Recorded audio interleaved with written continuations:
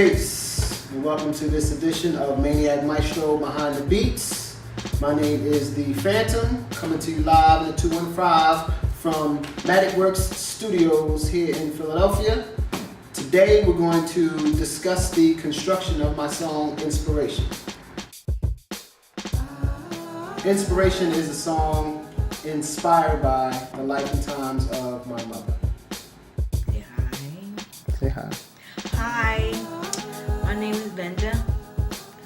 I have 3 kids, Angelina, Stanley, and Jeffrey.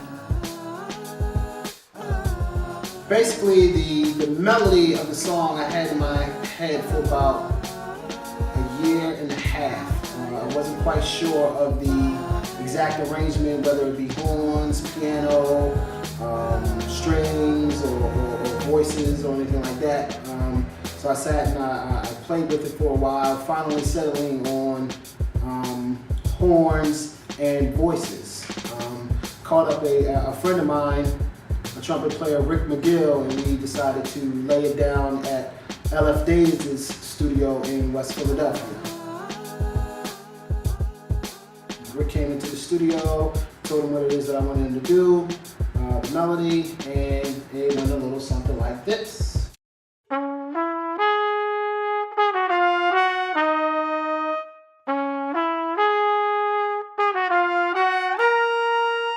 I had Rick play to a click track because I didn't exactly have the percussion that I had in mind for the song yet. So I sat with LF Days after the recording session. We mapped out some drums.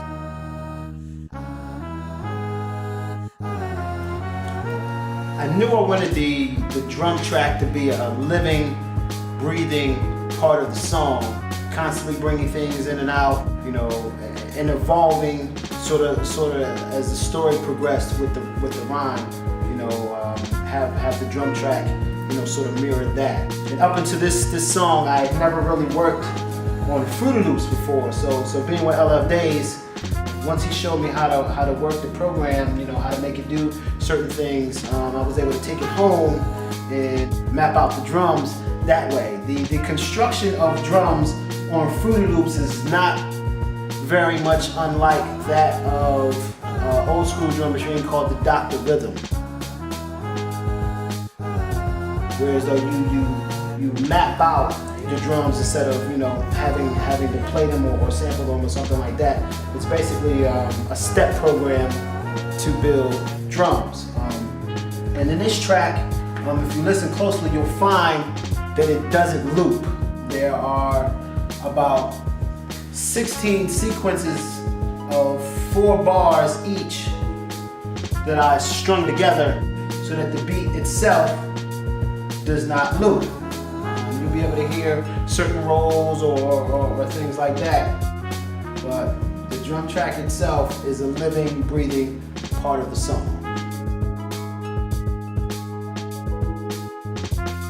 I kept hearing all of these other instruments in the arrangement as well, harp being one of them, so I hopped online and looked for a harp player close to me. I found a young lady by the name of Brandee who's a harp player in New York. I found her via MySpace using the friend finder. So anybody out there who's looking for musicians, if you're a touring musician or anything like that, and you're looking for musicians in your area, MySpace using the friend finder is how I find a lot of musicians out of state. Just keep that in mind. We went to her house, DJ Kingston and myself, and we recorded her playing the harp. It sounded like this. Well, she's Hello. actually introducing herself. Oh, okay. Tell the world your name. I'm Brandee. This is Brandee Younger, super harpist. All about the harp power.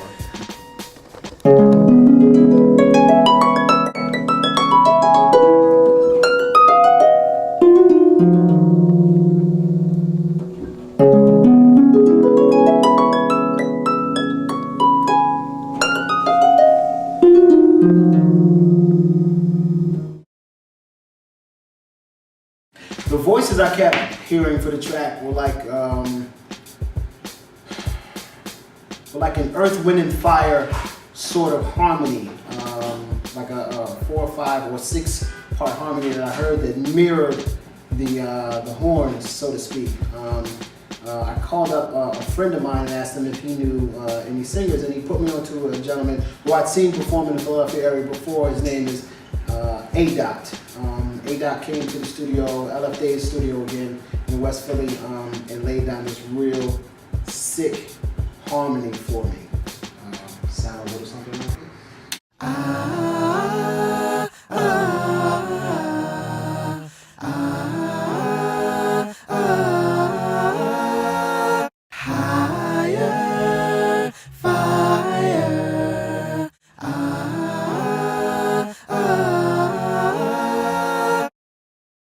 So now I've got trumpet, harp, I've got the voices that I heard, I've got a pretty banging drum track, but I still felt as though it really wasn't complete. I felt as though the horns needed some bottom. So I got with a trombone player who's performed with me several times. His name is Ernest Stewart, to come in and add that bottom horn that would pretty much round out the horn section for the track. Ernest came to Third Story Recording, a place I used to intern in back in the day. Peace, what's up? Standing outside of Third Story Recording down at 52nd and Walnut. A little bit of history about this place. This is probably the place that birthed gangster rap. Schoolie D recorded his famous or infamous PSK here.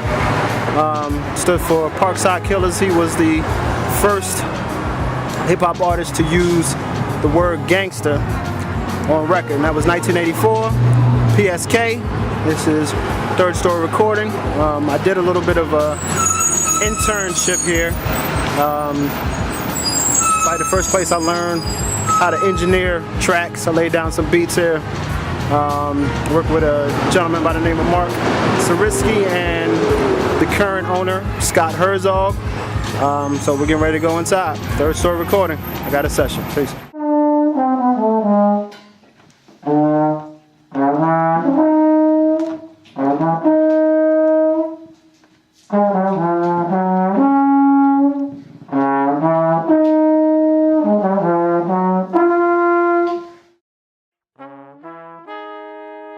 Now was all left for me to do was to lay down the vocals. I interviewed my mom and got her story from when she was a child up until now. I think you'll find that it's very interesting. I don't know how she was able to do everything she did amidst the things that was going on in her life, but I know that my brother and sister and I are eternally grateful for everything that she's done for us. She is the inspiration behind everything that we do. So, saying that, I dedicate this song to my mother. Inspiration.